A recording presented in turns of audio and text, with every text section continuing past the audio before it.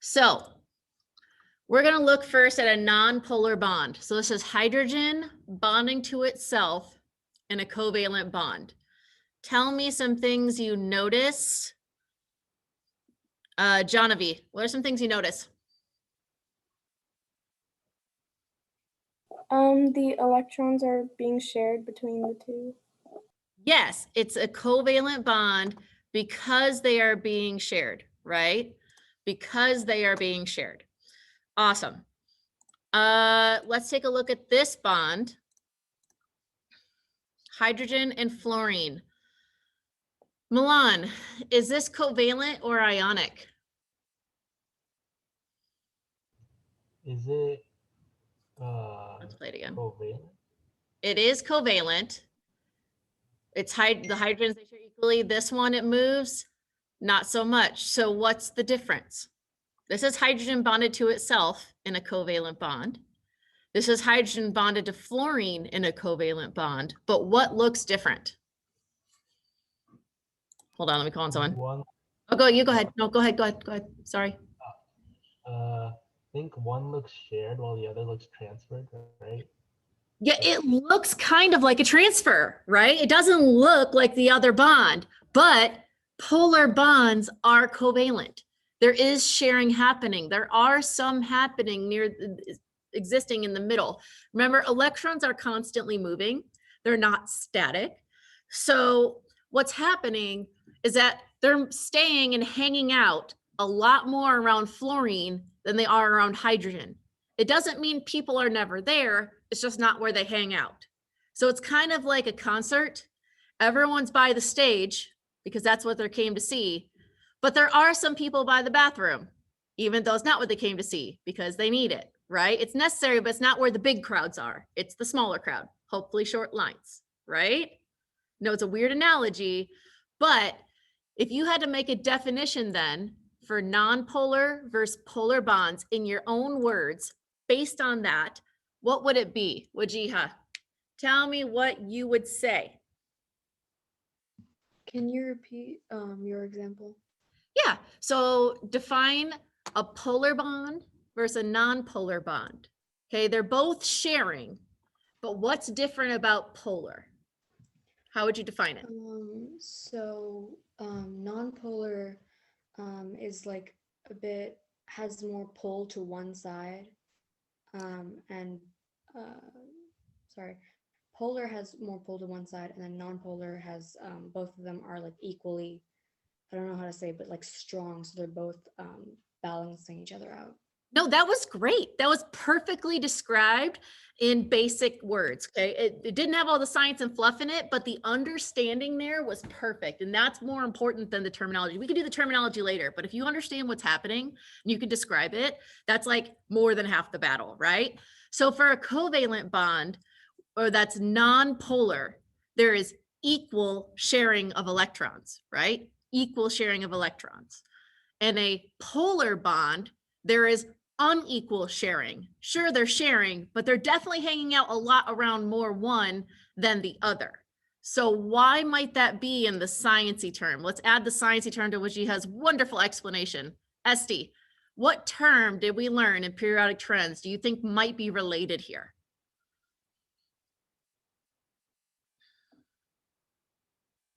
I'm not sure. Wait, I know that electronegativity was like. Boom! Say that with confidence because you were right. Say it again. Electronegativity. It was, because that is how strongly we pull the electron, right? So when there is a big enough difference that one atom is much more strong, pulling, attracted, etc., whatever word you want to insert, it's stronger attraction, right? It's if the difference in that desire for the electron is enough, they will definitely hang out around the more electronegative one. Fluorine the floozy, right? We wear pink on Wednesdays in the corner, definitely is electronegative. And it's more electronegative than hydrogen. The only difference is it's not electronegative enough to completely steal it. Hydrogen is just strong enough where she can't steal it, but she'll share it, but she ain't gonna share it equally, right? Because she's desperate. So she's gonna say, sure, we can share, And that's what polar is, right? It's sharing unequally because it has a higher electronegativity. So if we ranked these bonds, right? A nonpolar covalent bond is equal sharing because of mostly equal electronegativity. Okay, if it's under like 0.4 or so, we say it's nonpolar. So there's not that much of a difference in electronegativity. No one's really stronger than the other. We share equally. Okay. A polar bond is we definitely don't share equally, right? But we're not strong enough to transfer. And then ionic is where it's the full transfer. So both polar and nonpolar are a type of covalent bond. The amount of times I see people say polar is ionic is too high, right? These little symbols here, these ones are the little Greek symbol delta. What it means is partial. So hydrogen is partially positive and fluorine is partially negative. Why do you think that might be, Maheen? Why might that be? Sorry, can you repeat the question? I just got Yes. back from. You're good. Yeah, I saw. I just realized that when the wheel, I was checking the chat. So fluorine is partially negative in this polar covalent bond. Hydrogen is partially positive in the polar covalent bond. Why? Oh, I'm not completely sure. Okay, what are we sharing? Electrons. Okay, so wherever the electron goes, what charge should we see? Negative. Yes. So take a look at this again. I'm going to go back because the only way to make the GIF play again is like this. Boom. Wait, do it. Do the thing. Julie, do the thing. There we go. So it shares, but that electron is hanging out more on the fluorine side. See, it sometimes comes around hydrogen, but it's more on the fluorine. So since that electron tends to be closer to fluorine, that's why that one is negative. The more electronegative atom is going to be partially negative. The less electronegative atom is partially positive because the electron's kind of gone. Just like with ion transfer, when we lost the electrons, it was positive. It's not losing it completely, but it definitely doesn't have it as much as it had it before. Does that make sense? So these little phrases mean partial, these little symbols. Okay. So in this molecule, it's very large, I know. Dia, which one is partially positive and which one is partially negative?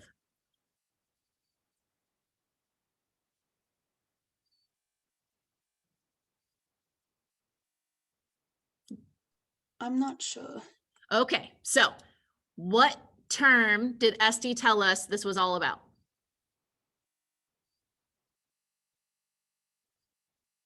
I'm going to walk you through it, and thank you for telling me you're not sure. Which term did we say this all has to do with? What periodic trend? Electronegativity. Beautiful. So if we're trying to find out which one's partially negative, is it going to be more electronegative or less? Can you repeat the question again? Absolutely. If we're trying to figure out which one is more negative, are we looking for the more electronegative atom or the less electronegative atom? If we're looking for negative charges. More electronegative. Yes. So take a look at this molecule again. How do you think you could tell which one was partially negative and which one was partially positive? Whichever one has the most electronegativity. Yes. And which one is that based on your periodic table? Look at it, see which one's closest to fluorine, the floozy, and let her rip. Fluorine. Yes. So chlorine is partially negative. It's that weird delta symbol. Hydrogen is partially positive. So this is what we call a dipole. Okay, a dipole. So this arrow is a dipole. So it points towards electronegativity. This little cross section here is to make this look like a plus sign. Like this isn't how you draw it, but if you look at just this portion, it's not highlighting, dumb. If you look at just this portion, I swear I can do technology sometimes. Oh, good Lord, I'm gonna lose my mind. Here, if you look at just this, what does that look like? If you look at just that, what does it look like? What kind of sign? Anybody? Plus. Looks like a plus sign. So the partially positive one is where the but is, right? The but is positively positive. It's pointing towards the electronegative one. So where it points is partially negative, and its positive sign, but is partially positive. Okay, so that's the dipole. Dipole comes from two poles. And what are those two poles? Positive and negative. Those are the two poles. That's where that word comes from. All right, scale of 1 to 10 so far.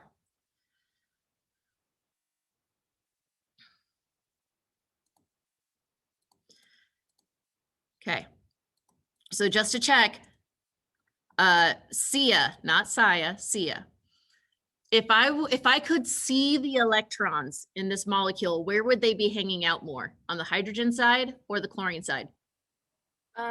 They'd be towards the chlorine side, right? Yeah, they're definitely going to hang out more over here. Now they're not static. I know when we draw something on a page, they're static, but instead of being like, okay, we're going to share equally between these two, it's kind of like this electron's like, hey, I'm going to hang out here by chlorine. What's up, chlorine? Let's go to the mall. Let's go to Spencer's. I don't know. There's weird stuff in there. And then, okay, oh, we forgot about hydrogen. Okay, now let's go back to chlorine. We're going to hang out here again and we're going to move around. It's great. And oh, wait, hydrogen's complaining again. We got to go say hi. Hi, hydrogen. Come back here. And we're going to hang out here again.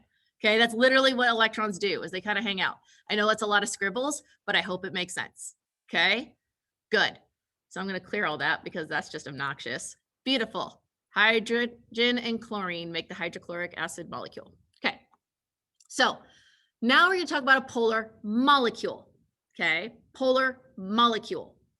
So each of these bonds is polar. See that weird little delta? Partial positive, partial negative. Each of these dipole moments are pointing towards oxygen, right? So in terms of electronegativity, this end of the molecule, that's not Nate, this end of the molecule is partially negative, this end is partially positive. If we drew a dipole moment for the whole thing, it would cut up right on the center, okay? So polar molecules exist, okay? Means that one side is greedier than the other side. Therefore, we have these little areas of positive and negative. All right. So those dipoles. So let's say if you are a math person, this will make sense. If you're not a math person, kind of go and like either don't listen all the way or don't let it confuse what you understand right now. But to make the molecule thing make more sense is that this is an addition of vectors. If you've been in geometry or pre-cal or anything like that, you talk about vectors and arrows or physics, right? So all that means is that if you took this arrow, put in a triangle, right? The right and the left are exactly equal. So they cancel each other out. So the only thing left is that up direction, which is why the dipole is up. So each direction is like a number. So if we add those vectors together, if we have right or left, right, this part is the same as this part, we're only left with this part. So vector addition is a thing. You don't have to do that right now, but if you are a math person, it might make more sense why that exists. If not, just know, hey, where all the arrows point, it's towards that atom from left to right, okay? If you're going to AP or IB, that the vector thing is more important. If you're not, then meh, okay? All right, so look at these two polar molecules. They're both polar. Jessica, why do I know they're both polar other than I wrote it?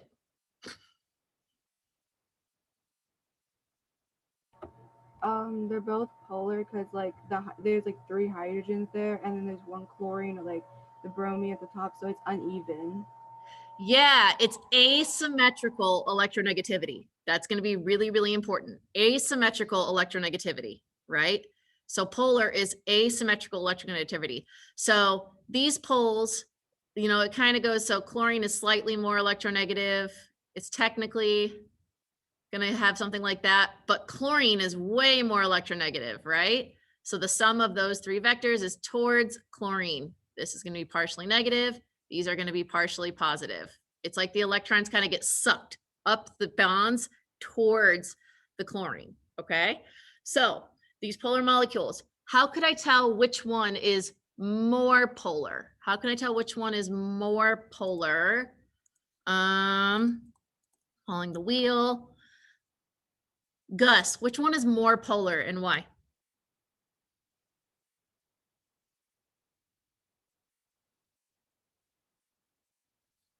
You there, Gus? Gus, bobus, banana, fana, for fuss. Me, my, mamas, Gus. I see you're here, but you might have stepped off. I will call him back to Gus. All right. Miss, I'm sorry, I'm back. It's Oh, you're good. Which one's more polar? chlorine. How do you know? That was quick. I guessed. I'm sorry, I was gone. A+ for honesty. I love that. Okay, so if you hadn't guessed, chlorine is correct. But what's the difference between chlorine and bromine? Chlorine is closer to fluorine. Yes. So it has more of what fancy word? Electronegativity. Yes, it has more electronegativity. So the difference between carbon and chlorine is bigger than the difference between chlorine and bromine. So this one is more polar. It's still polar, but this one's like more polar. Okay. For these two, which one is more polar? Lucas, which one's more polar?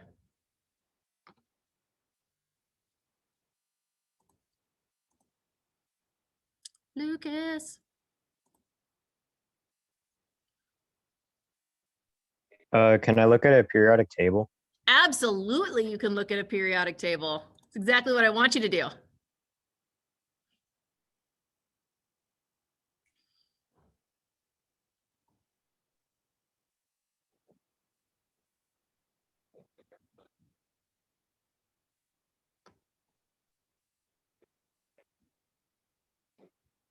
Is it oxygen?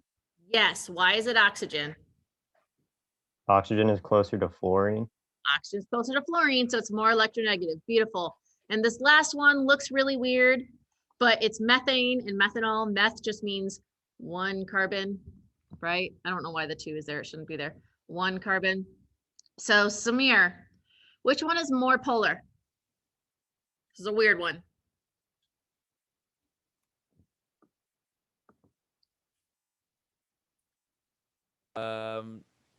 I'm thinking the one on the right. Yes, why the one on the right? I'm thinking that it's because it's more like separated, you know. You got one that's more positive on the left side and more electronegative on the right side. Yes, perfect. So this oxygen is more electronegative, right? So if we took both these molecules and say, okay, each carbon's attached to 3 hydrogen. The only difference is hydrogen versus, I know you don't know this is called a hydroxyl group, but by the way, this is a hydroxyl group. It's also what alcohol looks like, OH, right? It's what makes something an alcohol. We have OH here. This O is very electronegative, right? So our dipoles look like this. So the sum of our dipoles looks like that. So it goes from the tail end through the front end, but oxygen is much more electronegative than hydrogen, okay? So my next question, there's lots of molecules here, all the molecules. All right, Sneha, go ahead and unmute for me. I want you to tell me how you would decide if these molecules are polar or non-polar. What definition would you use? I'm not sure. Okay, Would so it be the symmetry? go ahead. Would it be the symmetry? Symmetry of what? Because this I'm is not sure. there's exactly one atom on each side. This is symmetrical in terms of physical molecule shape. But what's not symmetrical here with hydrogen and chlorine? Would it be the electrons? Yeah, well, not the electrons. Exactly. What about the electrons? The electronegativity? Yes.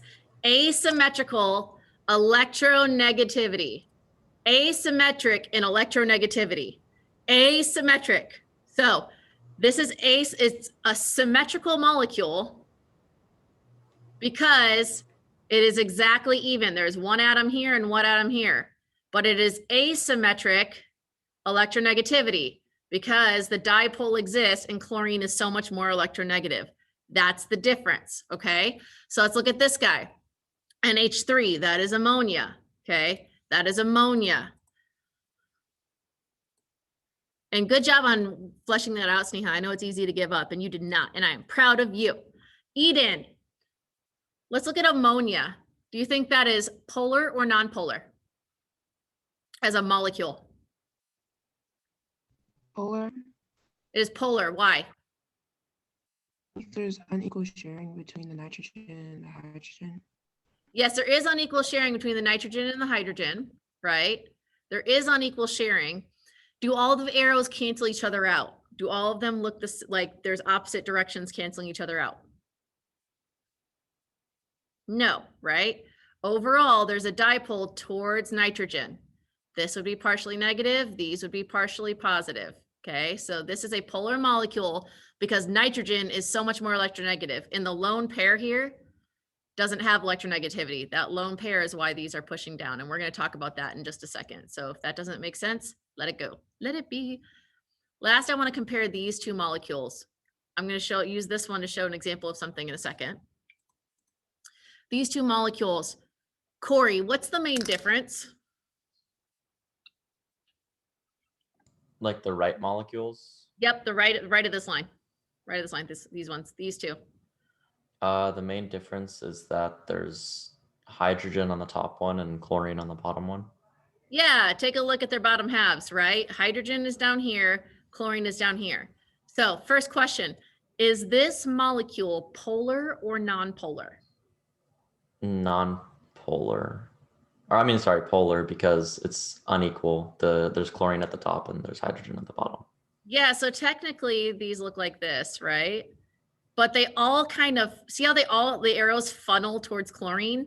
They come together at carbon and go to chlorine. So the overall dipole moment is here. That's what I meant about vector addition, okay? So the left and rights cancel. We're left going straight. We're up here. Beautiful. Next person.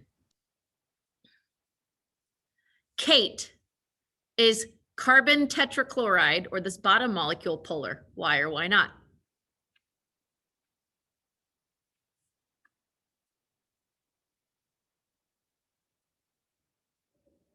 You there, Kate?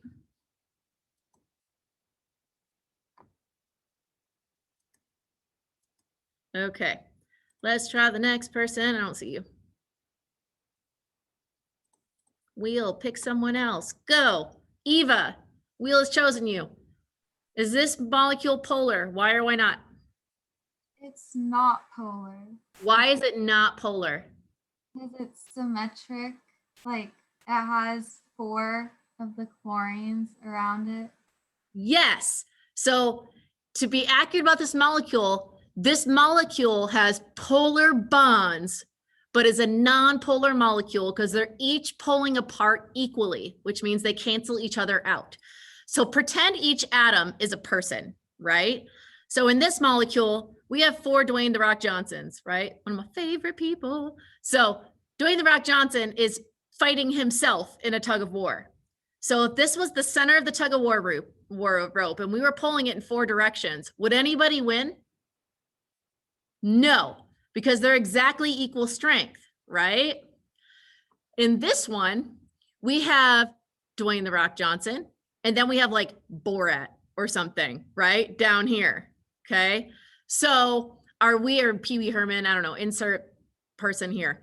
So when this has a tug of war, if this was the center of the rope, do you think the rope would go in a specific direction? Yeah, it would definitely go towards the rock, right? That's why this one is polar and this one is not. So a molecule can have polar bonds, but need be non-polar. So now, Darshan, you could, spoiler alert, he texted me something earlier. What do you got to say about this one? I made you compare them, but was it even a fair comparison? Oh, can I answer? Yes, absolutely. Now you can answer. Now's the time. So the one on the left is actually non-polar because the hydrogens are all pulling equally toward the carbon. Yeah, this one's actually non-polar. It wasn't even a player. It wasn't even the game. It didn't even know it. It was like, yeah, you thought you were there, but you weren't, right? So this one's not even polar. So this was the only option because it was symmetric in electronegativity, okay? That's a big guy. Same thing with this one. Fluorine is super strong, right? But since they're all pulling in perfectly opposite directions, if this was a tug of war, the center of the rope wouldn't go anywhere. They're all equally strong. Therefore, this is nonpolar. That is the hardest concept of today, okay? I think. Are there any questions on that before I show you the one other thing, very, very, very quickly? Hopefully. We spent a little longer on that, but that's okay. Any questions? Give me a scale of 1 to 10 in the chat while I pull up the next thing. Okay.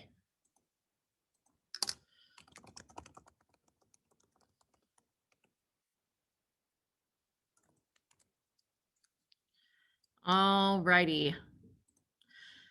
So in your Canvas module, there is this extra activity.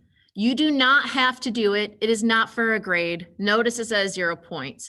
The whole point of this activity is if after I talk about this, you do not understand electron versus molecular geometry in Vesper, just go through it. You don't have to fill it out. You don't do that. This was what I used to use for like, in my old school, we had like a boot camp for kids that were going into AP over the summer. Like, hey, do these couple things right before school starts to get your brain flowing again before we hit it hard, right?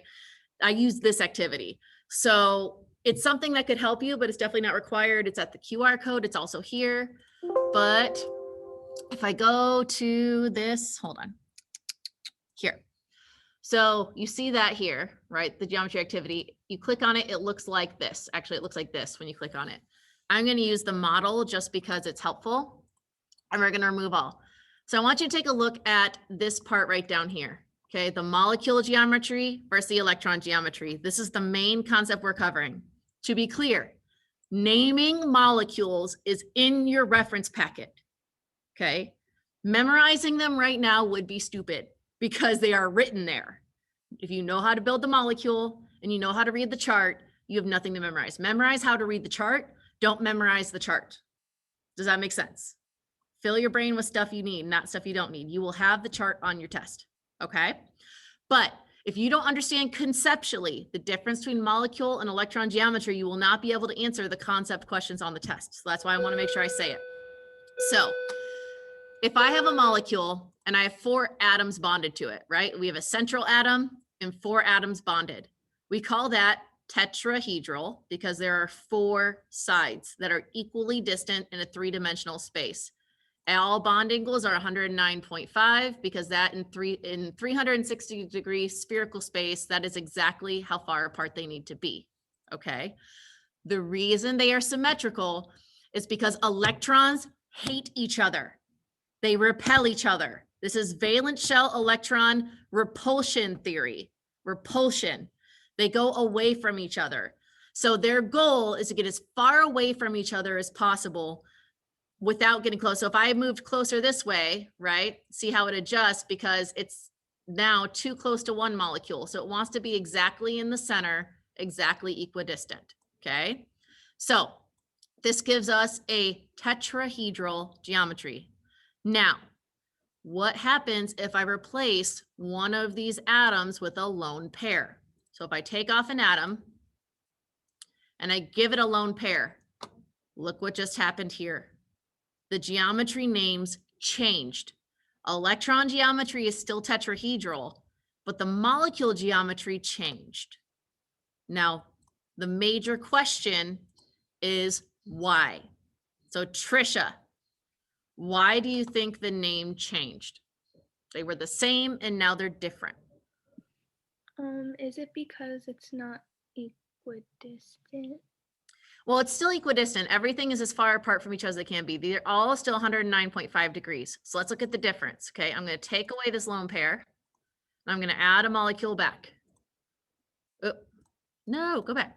So now they're both tetrahedral again. So this molecule is a tetrahedral molecular geometry and a tetrahedral electron geometry. This one has a tetrahedral electron geometry, but the molecular geometry changed. What is the only difference between those 2 pictures? There's 3. Yeah, there's 3 atoms. Notice it says trigonal pyramidal, right? Tri, 3. So I'm going to pick on someone else. Good job fleshing that out. Renee, if you had to make your own definition of electron geometry versus molecular geometry, what would it be? Molecular geometry is the, can I say like the shape that the or atoms make around the molecule? Yes, that's perfect. That's exactly the definition. Molecular geometry is the shape the atoms make around the molecule. So someone else, thank you, Renee, give me the definition of electron geometry. Megana, give me the definition of electron geometry. It would be the shape for like all the electrons and not just the molecules. Yes. So molecular geometry is if I use the brand new telescope that actually got unveiled last week that can see an atom, by the way, that's a real thing that happened. It's the first time ever. I couldn't have said that a month ago. If we could actually see the atoms under that super fancy microscope, we would see trigonal pyramidal. We'd see central atom, atom, atom, atom, right? You wouldn't see these electrons here, but they do exist, which is why they push these other guys slightly down. So if I put that on the top, you see how it's pushing it slightly down? I get rid of the lone pair, they come up because there's no repulsion. I add the repulsion back, they move down, right? I wouldn't physically see this, but it's definitely affecting the molecule, okay? The electron geometry is everywhere an electron density exists. Each of these sticks is a bond. Bond means electrons, bond means electrons, bond means electrons. Lone pair means electrons. So it's the shape of the electron densities. Molecular geometry, shape of the atoms. Electron geometry, shape of the electron densities. That is the main points of all of today. That is all I had. So I want to make sure you don't have no questions on this before I show you what you're doing tonight before midnight. Any questions? Anything at all? None of the things?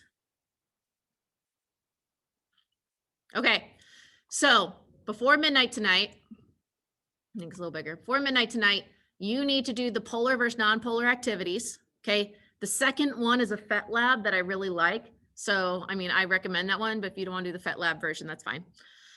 And then I want to show you, you need to begin the bonding lab today. Remember with the flame test, it had lots of parts that I told you, you want to start this early, right? Start this early, at least open it, get an idea, go through a couple of the parts, see what you have to do, and then just work on it when you have time over the next 3 days. It's due by midnight on the 30th of October for you guys. So it's due by midnight before Halloween. Make sure that you get it done in its entirety. Okay, that is a larger portion of your grade.